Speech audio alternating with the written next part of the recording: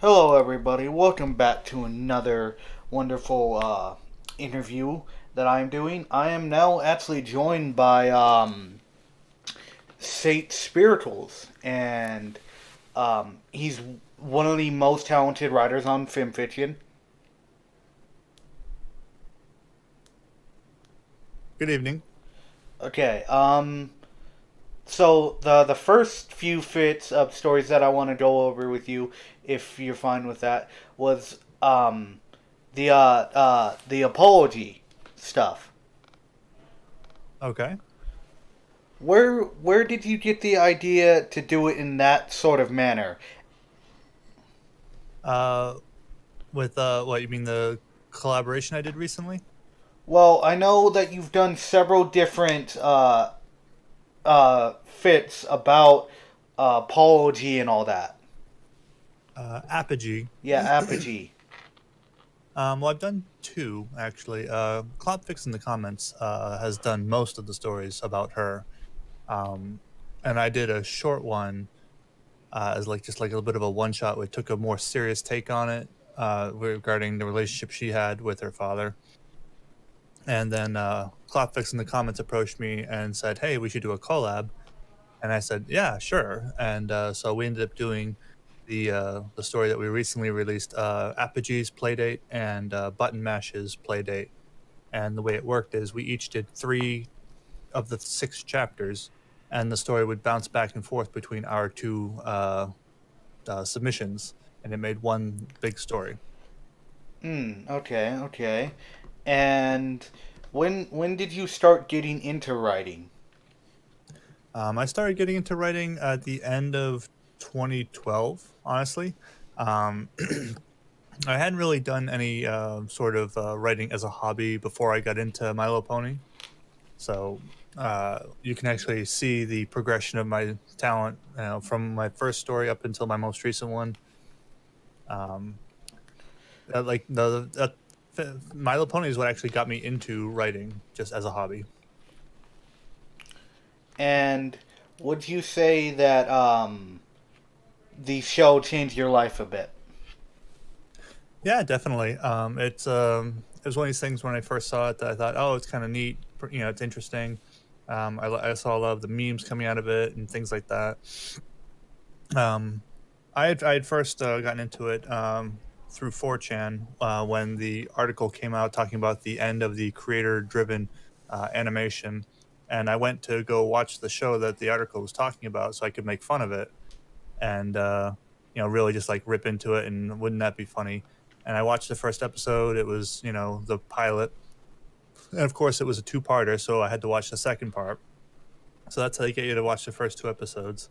And I went back to the forum to talk about it, and I was ready to start making fun of it, and I couldn't really think of like what to pick on.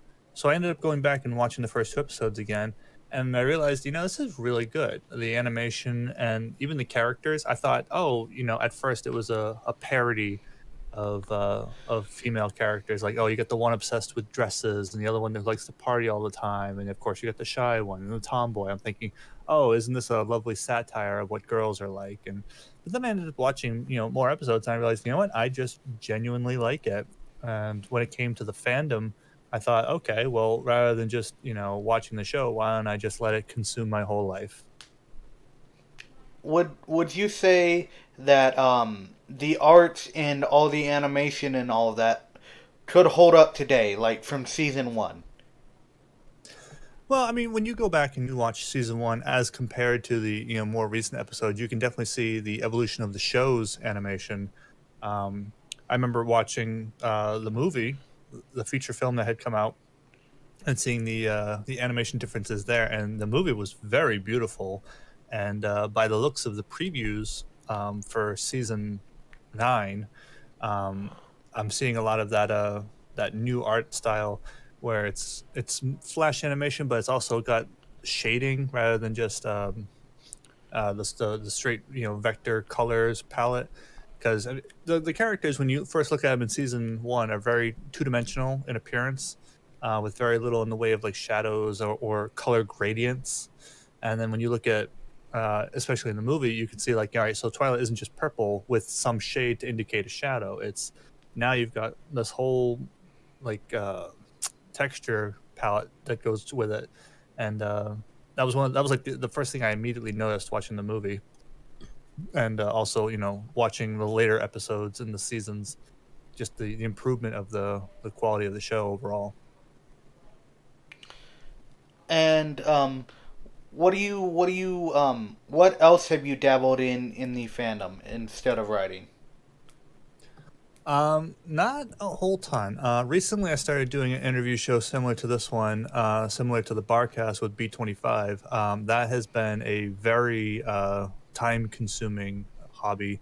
A lot of show prep as far as like wrangling guests, getting them in, coming up with content for the shows, doing other shows rather than just interviews, um, streaming things, trying to come up with like, all right, reading stories or playing video games, somehow related with doing something with our guests. uh, but other than that, I mean, I've been primarily a writer. I mean, I can do some art, like I paint in real life. I have paintings that I've done in my office, but I can't do a whole lot of digital work, mostly because I just don't have the software or a proper tablet to even know if I could do anything well with that.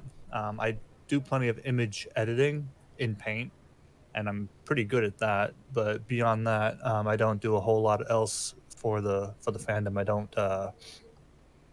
I mean, I don't make music or art or videos or anything like that. Have you gone to any of the community conventions or anything? Yep, I've been to every BronyCon since 2012, and I'm going to the one in 2019. So for everybody who's going to BronyCon 2019, I'll be there, and I'll see you guys there. It's upsetting because I wanted for like the longest time. I'm like, I'm gonna go to BabsCon. I'm hyping this up. I'm going to BabsCon. I'm finally going this year, and I'm like, oh, I don't have enough funds. People don't trust me to go by myself. I'm like, oh, this is upsetting. So I'm like, I hopped on Twitter months later. I'm like, hey, I can't go. I'm sorry for hyping you all up, but I did tell them, the fans that I do have. I told them that, hey, however, I am gonna be appearing at the that this new convention thing. It's not a Brony thing, but it's. Have you heard of Halo? Yeah. Apparently, they're making something called Halo Discovery. Okay. It's some convention thing. It's gonna be in 5 different states, and I'm like, I'm going to the one in Anaheim. All right. Yeah, but besides that, how do you feel about BronyCon? I love it. I've had a tremendous experience every time I've gone. When I went to the one in 2012, I met all the major celebrities. I have a fantastic photo of me getting kissed by Tara Strong. I had lunch with John Delancey. I got to hang out with Lauren Faust. And I spent a lot of time chatting with Nicole Oliver. And since then, I've also had the opportunity to meet all the rest of the major voice actresses. I've gone to one of Ashley Ball's concerts and gotten her autograph there as well. Um, the conventions are amazing that I go to. The BronyCon, especially at Quills and Sofas, has a big fan fiction writing scene where you can meet all the other major authors. I know I spend a lot of my time there, so if you go to BronyCon 19, Quills and Sofas is where you're likely to find me. Um, the other thing I love that is that a lot of the bronies have just awesome hotel parties, and we do the bar trot in Baltimore every year. So since BronyCon starting a day early, I'm pretty sure we're going to be doing that Wednesday night. And so I mean, I've been the unofficial leader of that the last couple of years. So they're like, follow Shakes, he knows where to go next. Hmm. What would you tell people that have never gone? Go. Plain and simple, go. BronyCon 2019 is going to be the last BronyCon. I mean, I'm sure BabsCon and Everfree Northwest will go on, and some of the other ones as well. BabsCon is ending this year as well.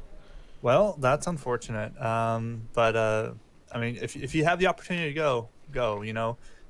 find the time, find the way, find the money somehow because it's worth it. And what is one of your most popular stories? My most popular stories, when last I looked, just based on the ratings, was Double Vision, Mother Knows Best, and BBBFF's Other Meaning. And I mean, my personal favorite is the one I'm working on currently, Liquid Pride 2. Hmm. It's the kind of unofficial sequel remake of the first Liquid Pride story, but this is the one that this is kind of like my passion project of all the other ones that I've done. What one would you recommend to new fans? Um, it's strange. I'm trying to think of like which one would be the best to demonstrate my talent as a writer. I kind of do a lot of niche writing. If you find my writing, it's because you were already into the stuff that I write, and you just happen to know that I'm an author of that particular genre. Um, I have a lot of stories that are teen rated, and even a couple that are E rated that are easy to for anyone to get into. They're if you like comedy, all of my stories have comedy in them. A lot of them have sex in it, but almost I would say all of them have comedy. Even the horror one that I do has got some funny bits. Okay, So okay. if I had to suggest one, I would probably say oh gosh, Starlight Glimmer Fixes Everything, but that's a collaboration I did with a lot of people. I'm trying to think of just one that I did just myself. I'd have to I'd have to look at my library. I've forgotten more stories than some people have written. Let me just pull this up right quick. Um, hmm. Yeah, don't mind the silence. If you got another question, that's fine. I can come back to this. It's fine. All right. If you end up editing it. Oh, Stormageddon, Changeling Spy is a teen rated story that I did that I'm very proud of. It's compared to my other things, it's severely underrated just because it's not what I usually write. But Stormageddon, Changeling Spy is centered around a changeling who is a spy, and it's really good. If you are a fan of the show Archer, you'll definitely notice my influences there, or the show's influence on the story. It's very fun. Okay, okay. Has there been any stories that you have ever like were in the middle of writing and rejected or didn't want to do? I have only one story that would fit that criteria, and it's called Chestnut Mare. It's about Applejack appearing in the human world, kind of like My Little Dashie, but instead it's Applejack. And as a matter of fact, that was the only story I've ever canceled. And Rob Cakerin 53, who wrote My Little Dashie, reached out to me recently and said that he wanted to help me finish that story because it was one of the ones that I had abandoned. And so he and I are actually currently working on finishing that. So if anyone's out there as a fan of Chestnut Mare, it will get a proper ending. He's a veteran. Wow. We both are. I am as well. But besides the point of that, uh, what was it? My Little Dashie has to be one of the best stories that I have ever read. And I thought the one that Stormy XF did, I thought that was the end of it. And then years later, like 2 or 3 years later, I found My Little Dashie the sequel, and then My Little Dashie the threequel, and I'm like, wow. Well, that'd be you'd be hard pressed to convince Rob of that, but I'm glad that I'm sure we're both glad that you like that series, that story. Yeah, it made the last one, the very last one, made me cry. Yeah, My Little Dashie made a lot of people cry. Just the way they sent off the main character, that was just. Mm. Yeah. But let me ask you this: what other genres of writing have you gotten into or plan of ever doing? Well, I mean, mostly I do, erotic fiction, romance, comedy. I've done a bit of action and adventure. Oh gosh, what else? A lot of slice of life. But mostly comedy and romance. Would you ever do like Fallout stuff or no? I do have a small, like, one-shot Fallout spin-off planned. I mean, I have played Fallout a little bit. I never finished any of the Fallout games. I only really played Fallout 3 a bit at somebody else's recommendation, and it was okay. I mean, I like Bethesda as a company. I played Skyrim and the new Doom, uh, but I couldn't really get into Fallout as much, and like and I'm not really a big fan of crossovers in general in fan fiction. So I know that there's like a lot of referential stuff that I would have to get from the game in order to appreciate something like Fallout Equestria. So, I guess the short answer would be no. Okay, okay. What were you doing before you got into the fandom? Well, before I got into the fandom, I was in the Air Force, and as a hobby, for the most part, I was a gamer. I'm pretty sure at the time I was still playing a lot of Left 4 Dead 2 with my squad mates. Okay, okay. Um, what have you met any of like the famous bronies or? Oh, yeah, like most all of them at one point or another, especially at BronyCon. That's a great place for something like that.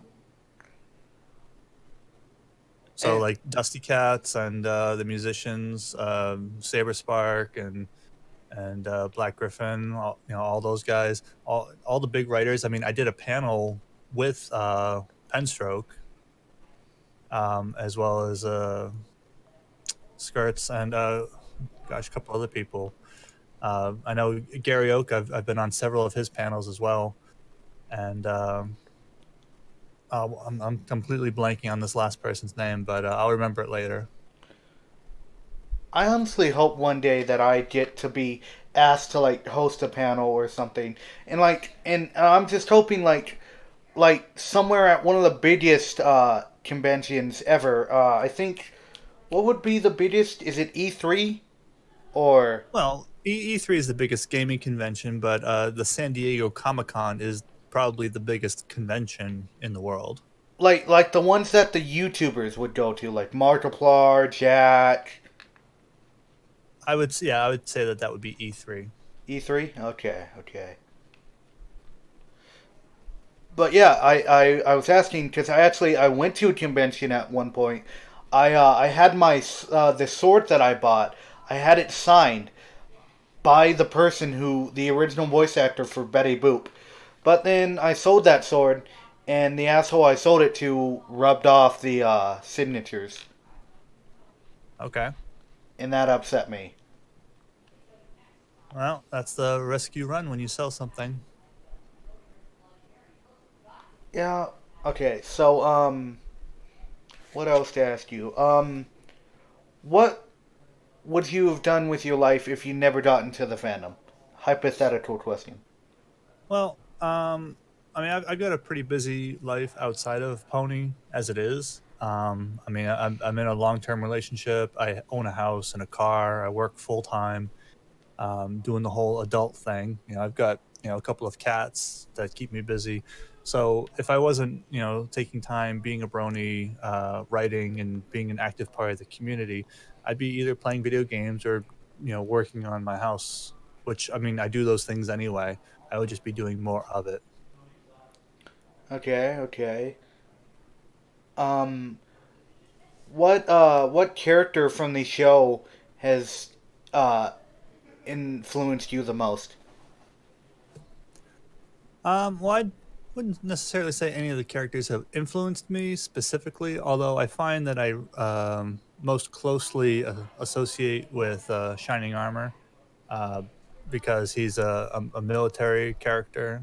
He was the captain of the Royal Guard, and I suppose a lot of that is derived from the fanon, background. A lot of it from the stories that I've written that involve him, and but I like writing him as a character, with that military background. I've never asked this question, but are you on the side of the fandom that Broly hates Flash Sentry? I don't like Flash Sentry, but I don't really go out of my way to hate on him either. I feel like Flash Sentry could have been a good character, but the way that they handled him was very uh, they really fumbled handling him as far as like in on the Equestria side of it, because I understand, like, in the high school setting.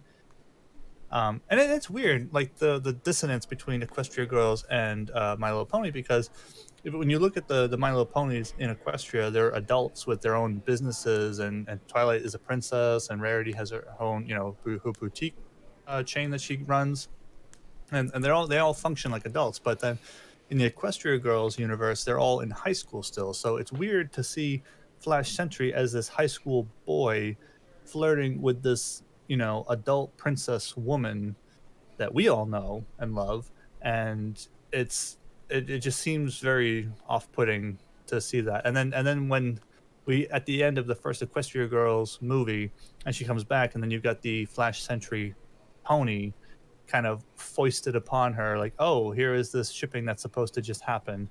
Like, she had all these interactions with this character in the movie, as in the human world in Equestria Girls, but then we come back, and now there's just this pony, and he hasn't had any of those experiences at all, no memories. That relationship isn't established, but they bump into each other and blush. That's so forced that it offends me as a writer. Okay, okay. Um, Now, I do have to ask this because I never understood it, but was that whole thing with like Black Griffin and Twilight, was that like a joke or? Oh, yeah, I mean, I would assume so. Like, I know that, I mean, like, his whole thing with, like, Apple Bloom as well. Uh, it's just kind of like an in joke. I mean, I'm rather envious of the amount of work that he gets to do so close to, the actual voice actresses. And he's got a more, universal fame within the fandom, rather than the fan fiction writers. I mean, the fan fiction community, I would say, is much tighter, than any of the other ones. Um, Although the musical uh, superstars, I would say, of the fandom tend to be bigger and have more fans, but it's not quite as interactive. It's more one way in that case. Hmm. Um, would you ever like work or plan to ever work with Obab Scribbler? I might have butchered her name. Um, I am aware of Scribbler. I don't think that we have the same. I don't want to say taste, but the same style of writing, especially as far as genres that we write for. I'm not opposed to collabing with people who approach me. If someone, if someone had them ask me to do it, I could certainly consider it, depending on what the idea is. I've been kind of getting away from collaboration. The last two collabs I've done were very challenging, for me personally, just because when I am collabing, I tend to really hold myself to a higher standard, and that's a little bit stressful. And I've got plenty on my plate as it is. So, Hmm. but yeah, I mean, if they were curious, then you could tell them, yeah, ask me. Go ahead and ask me. Is it also true that you, as a veteran on in the fandom, is it true that you are technically one of the best writers on film fiction? Or Well, when you ask someone if they're the best writer on film fiction or one of the best, it's largely a matter of opinion. I mean, I could say I think I am, but that doesn't count for a whole lot. What matters is if other people think that. And so if there's a lot of people who think that, then it's more true. But I wouldn't chalk it up to fact by any means. what made you come up with the idea for your whole persona of this character you use uh, on film fiction? Shakespearicles is actually a character from Valve from Team Fortress 2.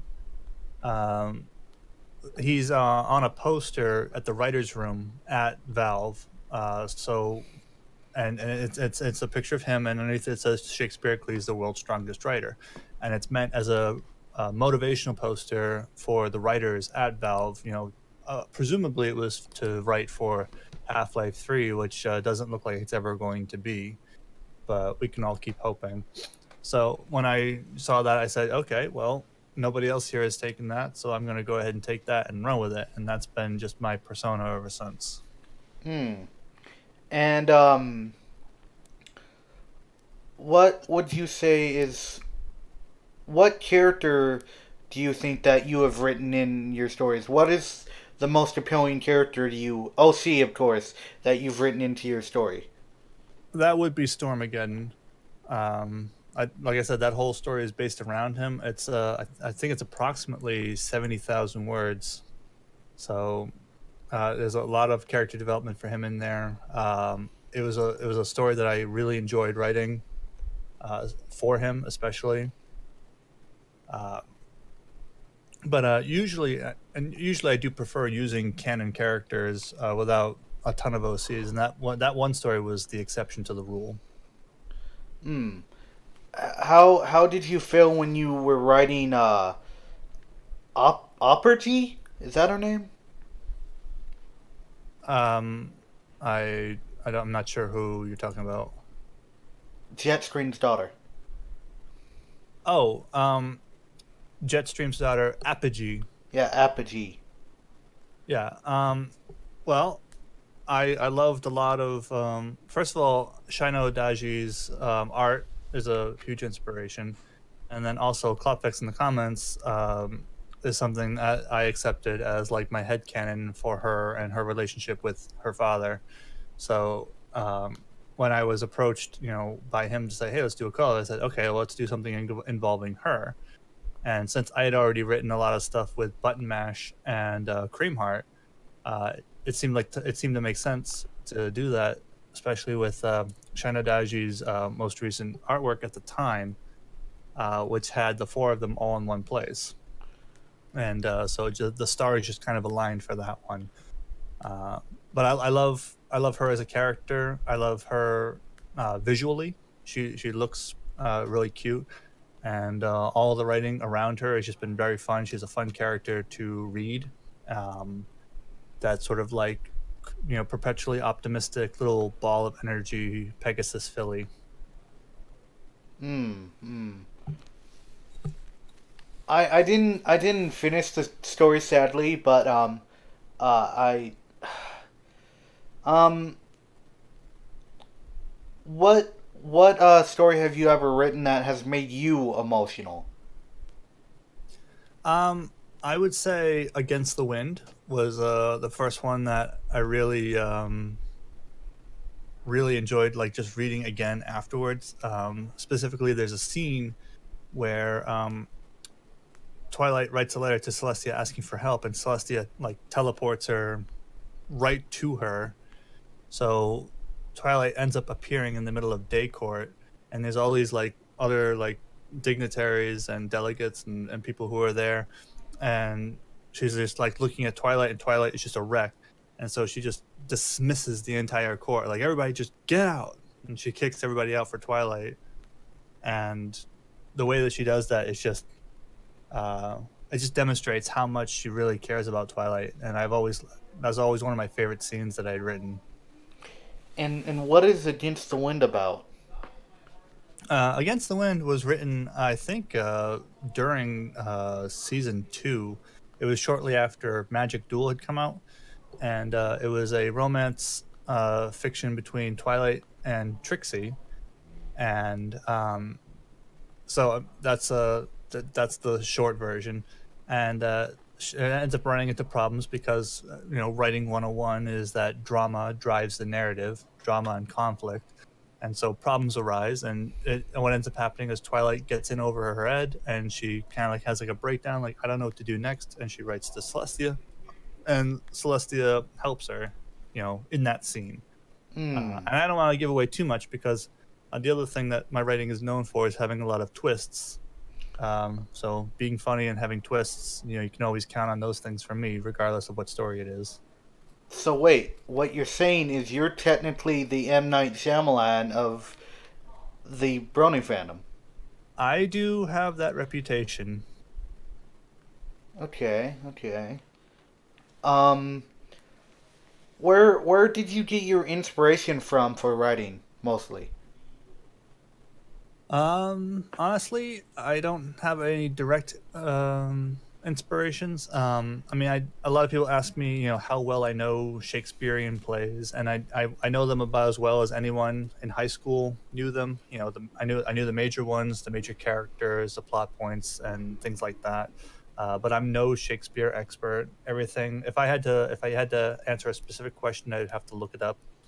Uh, but as far as like writing, I mean, my favorite authors would probably be Jim Butcher, who does the Dresden Files books, and then also Neil Gaiman. Uh, American Gods comes to mind, Anansi Boys, but that's sort of it's hard to describe. It's like a combination of high fantasy and dark grit. Just that, that Honestly, that style of writing. damn it. Okay, honestly, I when I'm not a good writer. You've probably seen my page. You've seen what I have. It's bad. It's terrible. But I honestly, when I first started writing, there was one book that I had set in mind for writing on film fiction or whatever, and that was Fallout Equestria Shattered Memories. Uh, never, never finished it. Never went anywhere, sadly. I'm still trying, but I got my inspiration from Somber, the person behind Project Horizons. Okay. Yeah. Well, I mean, I don't have any specific inspirations as far as fan fiction authors. I mean, I do have Plotfix in the comments, and Grimm are a couple of people that I hold in very high esteem. They are two of the very few people I have ever done collaboration with, and a lot of it is because of that. Especially Grimm in particular is just a fantastic writer for emotional writing, and Klopp's. I'm just a big fan of a lot of his work. Again, he's a great writer as far as detail and describing a scene and really making you feel like you're there. Honestly, if I had the chance to be a good writer, and if I had the chance to write a fit that I would love to write for a long time, you know what I would really choose? What's that? I would love to recreate all of the Aaron Hunter Warrior Cats books. Okay. Yeah. Well, here's the thing: you can't think of it in terms of like if you had the chance to be a good writer, because it's not like winning the lottery or something like that. It's something that you can work on, and writing is one of the skills that anybody can develop. You could have somebody in a wheelchair with no arms and no legs, and all they've got is just a pencil in their mouth that they use to peck at the keyboard with, and even they can be a good writer. It's one of the, I would say, of all the skills out there that you could be great at, it's one of the easier ones to develop once you have a good grasp of, mechanical writing and understanding how to do proper, once you've got spell check and grammar check and you get yourself a proofreader, you've got nowhere to go but up by just practicing and doing it and really putting in your 10,000 hours is a lot of it. You've got to hone your craft of, being able to show, not tell, and using descriptives and making sure you're not like having run-on sentences. And because if your sentence has more than two commas in it, you should probably break it up into two sentences. Have you ever had a story that you were going to write, but you thought that you couldn't do it? I get inspiration for a dozen stories a day. Ideas are a penny a pound. Ideas are easy. Ideas come and go. I've had so many ideas that I've had that I've elected to not write, not because I didn't think that I could do it, but because my time is valuable and I have to choose, what's more important to write. I mean, I've got a to-do list of stories to write that's at least 20 items long. I have that on my user page. Anybody can see that. And but it's sorted by priority. Some of them are date specific. Like I've got a couple of stories I want to write specifically for Mother's Day. But other than that, it's in order of the ones that I want to write because I want to write the one at the top the most. And the rest of them are just kind of like, okay, yeah, And once it gets beyond 20 items long, then it's like, okay, well, who wants this free idea? And I had to, throw away a whole bunch in a blog recently and just said, hey, here's an idea for this story, and you guys can have it. um it's just it's not it's and again, it's not that I never wanted to write it, it's just I don't have time. We all have a finite amount of time on this earth, and I wanted to write the stories that were more important, while the fandom was still alive. Okay, okay. How do you feel about Gen 5? You know what? I've got a leg in both camps. On the one hand, I don't want Gen 4 to last forever. I wish it would last a little bit longer, but I don't want it to go the way of The Simpsons, where it just kind of lingers on into obscurity. Um, I would rather it kind of be like Calvin and Hobbes, where it stops when it's at its height, and it becomes like one of those things that everyone like looks back and says, that was a legendary cartoon, and it ended on a high note, and everybody remembers it in a good way. Um, on the other hand, I mean, I am looking forward to Generation Five with cautious optimism. I hope it's good. I'm gonna give it the honest try. If it ends up not being good, or at least if I end up not liking it, um, that's fine too. Because I mean, I've been a brony for almost 10 years, and now I'm getting to the point where I need to personally move on and take all this writing talent that I've acquired by writing fan fiction and apply it to actually writing some real books, because I do have ideas for real books that I want to write, that I want to publish either electronically or on in paper books, and start becoming an actual writer of normal, I would say normal fiction, but the kind that you could sell, that isn't fan fiction, because then you run into copyright problems like that. But I mean, one of my dreams is to be a New York Times best-selling author, and I can't do that when I'm still writing pony fiction. See, here's the funny thing.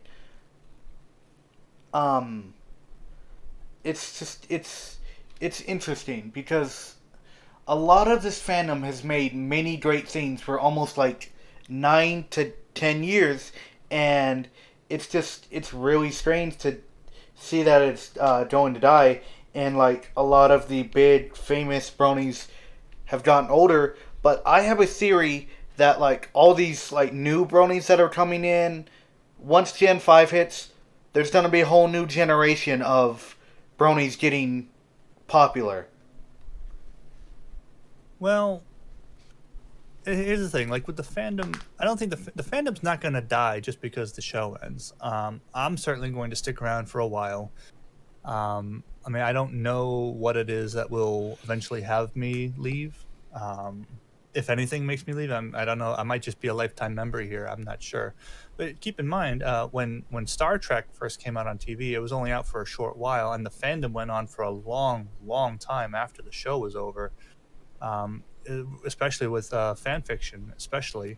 And that ended up, reigniting things and having it develop into Star Trek: The Next Generation and everything that's happened since then.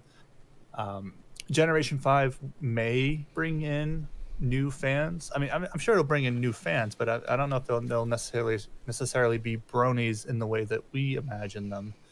2012 was certainly the height of the fandom, I would say, because that was when you could go into a store and you wouldn't just find pony stuff, because you can find pony stuff now, but that was when you were finding like brony stuff, and it was like My Little Pony men's size pajamas and men's size t-shirts, and things specifically directed toward adult men.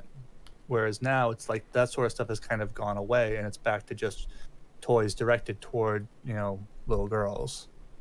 Despite because the fandom has been on the decline, but I think a lot of it was like a lot of fair weather fans who came in because it was the popular thing, and then once that kind of passed, they left. But the core bronies, the ones who have been here all along, and the ones who have been here for the core message of the show and have developed these lifelong friends within the community, those are the ones who have stuck around. So I wouldn't say that the fandom is dying at all. It's just kind of distilling down to the parts that really matter and the parts that are gonna persevere for years to come, I believe. See, and I never said the fandom was dying.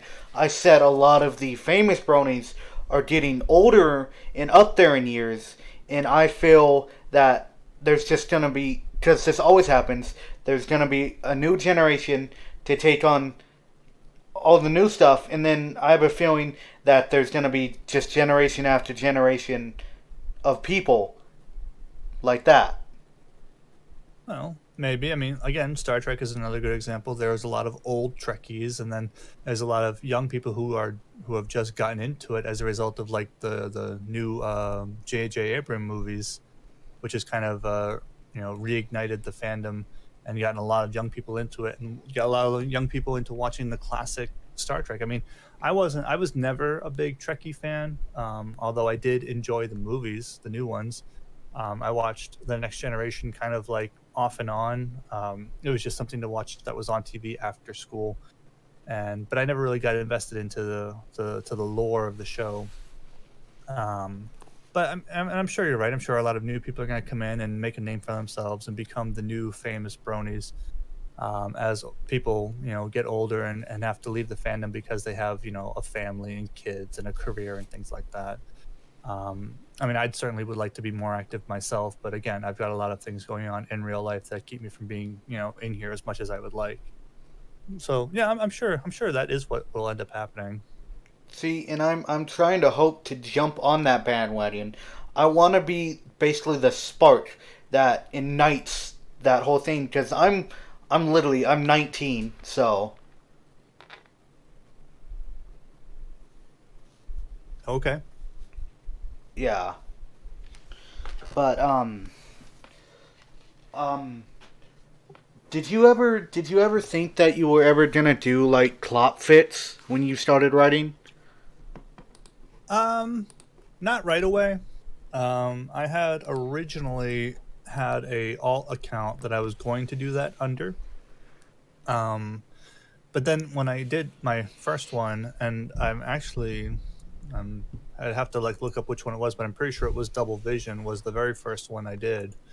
That was a mature rated sex story, and oh no, actually it was Applejack Gets a Back Rub, which ended up being one of my most popular stories I've ever written, and it was pretty clear that that was what people liked, and there was a market for that. And I said, okay, well, let's keep writing some more of this, and that was when my popularity really began to take off, and I've just kind of been riding that wave ever since. Let me also ask this: have you ever decided to try to like make grim darts or no? No, Grimdark's never really appealed to me. The only one that I would say that I've written that was even close to that was Law Abiding Equestrian. That was my first and only foray into a grimdark story. It's the only one that it's tagged. It's the only one that's tagged as being dark and having gore. Although it's a little light in the gore department compared to a lot of the other stories that have the title, or excuse me, have that tag. But for me, I don't really see the appeal in gore and that kind of like shock of death and dark and grim and gritty and edgy, and it's just I don't know if it's just me being older or having been in the military, but it's just the sort of thing that just doesn't appeal to me to read about. Hmm. Um. Let me also ask this: if you had the chance, would you ever do a one shot of like Silent Ponyville or no? As in like Silent Hill. Yeah. No, I've I'm not really much of a horror writer either.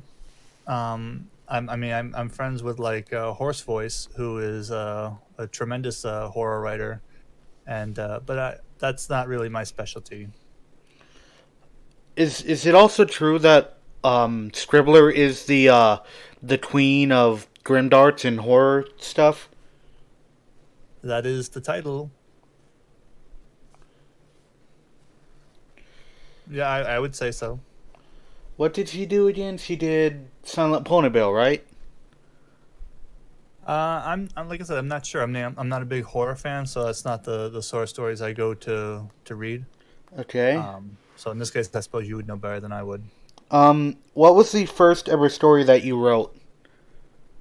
The first story I wrote was called "A Shining Example," which is about shining armor, and it's him coping with things that he had regretted doing in his life, and yeah, like I said, I don't want to spoil what it is here, but it's the sort of thing that a lot of people would have to deal with, like if they were coming out of the military, and not necessarily PTSD, but just kind of like wondering, like, hey, am I a bad person now? And struggling with those sorts of feelings, and so that's him in that story doing that. Oh, that reminds me from a specific dialogue from Hellsing Ultimate Abridged. Okay, Basically, the dude talks about how he had Schrodinger's cat. Schrodinger's. Yeah, Schrodinger's cat kill itself, fall into the souls to be absorbed by Alucard. So the whole like being alive and dead and not there, and basically being in reality and not in reality thing. Okay, I mean, I'm familiar with Schrodinger's cat. So he did that, and it gets to the point where Alucard stops and he says this one sentence, and then he disappears. He says this right here because he's a vampire and killed hundreds upon millions of people, and he's Dracula basically, and he says this one question. He says, "Am I a bad person?" And then he disappears. Yeah, I mean, I know who Alucard is, so Yeah, it made me think of what you were just talking about. all right, cool. But would you also think that it's true that people can have PTSD outside of the military? Yeah, I mean, it's not post military stress disorder, it's post traumatic stress disorder, and that can happen for any number of things. Like, you could be in a violent car crash, or be attacked or assaulted. As a civilian, it doesn't require you to be in the military to have experienced that. And not everybody who goes into the military has PTSD. Like, I mean, I don't. And most people don't. I mean, most people who are in the military won't even see combat. A lot of the majority of the military is the supporting roles that support combat, not the people who are on the front lines or the pilots or the infantry or anything like that. It's a lot of people are working behind the scenes as mechanics or even as cooks. I mean, you're in the military, but you're just making sure everybody's fed, and you don't get PTSD from making soup. Uh, Okay. so but I mean, there's plenty of people who have been in, like, terrible, abusive relationships that come out of there with emotional scars and things like that. So I mean, absolutely, I would say most PTSD is from outside the military. Honestly, Honestly, I I've had a terrible past, and for the longest time I was like, why am I a bad person? Why am I an asshole? What changed? And then I think back and like, and I think I know what the point of when I changed. okay, I was 7 years old. I got kidney stones, and at 11, they kept me awake on a operating table with no pain medication or anything as they ripped a tube out of my body for 3 hours. Really? That's like you mean? Are you talking about like a like what tube? Euphrostomy tube. Oh, well, that I mean that sounds pretty awful. I mean, I can't imagine what that would have been like. Yeah. um, but let's see what time we have. Okay, we're sitting at 15 minutes. God damn it! What do I? Oh, okay, okay. YouTube's definitely gonna age restrict me Why? because I keep accidentally clicking on my browser and then it's showing a suggestive image from one of your stories. Oh, well, I mean, I don't. All of my cover art is considered safe for work. It has to be in order to be published on FimFiction. Some people don't realize that. Well, safe for work art can be suggestive too.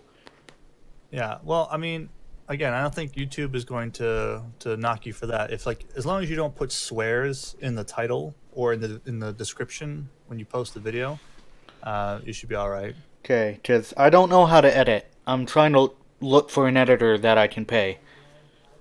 Okay. Well, I mean, if you look around on some of the forums, either on FimFiction or elsewhere, I mean, there are people who can do video editing for you.